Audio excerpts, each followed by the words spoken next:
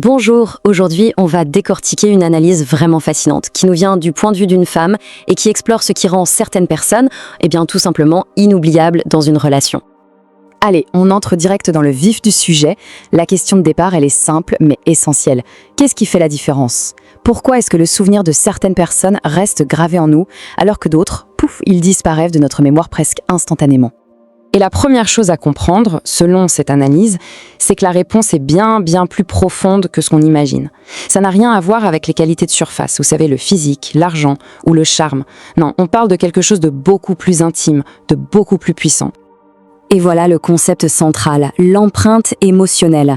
Attention, ce n'est pas du tout une technique de séduction ou une forme de manipulation. C'est le résultat d'une connexion authentique, un lien si fort qu'il en devient ineffaçable. Alors, voyons ensemble comment cette fameuse empreinte se crée à travers 5 comportements bien précis. On commence avec le premier comportement. Et c'est sans doute le plus fondamental, celui qui pose les bases de tout le reste. Il s'agit de la sécurité émotionnelle.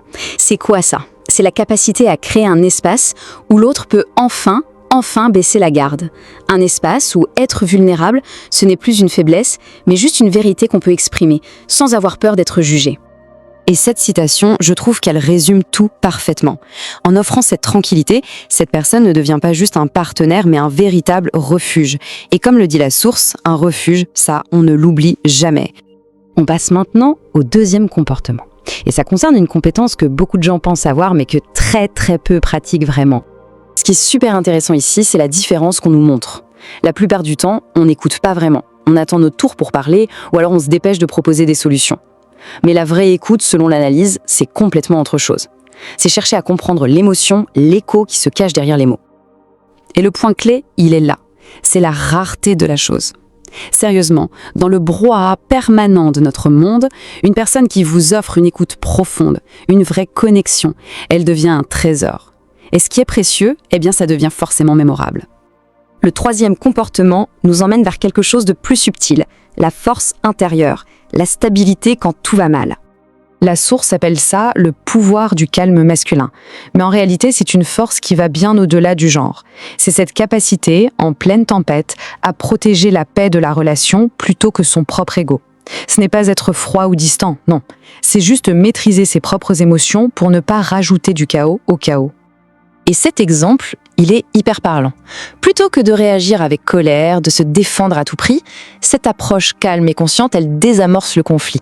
Ça inspire un respect immense. C'est une force tranquille qui laisse une trace indélébile.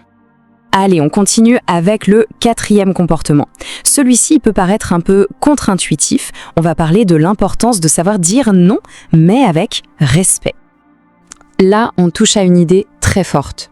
Le respect, il ne vient pas du fait de toujours dire oui. Il vient du caractère. Quelqu'un qui est toujours d'accord, qui est complaisant, finit par perdre qui il est.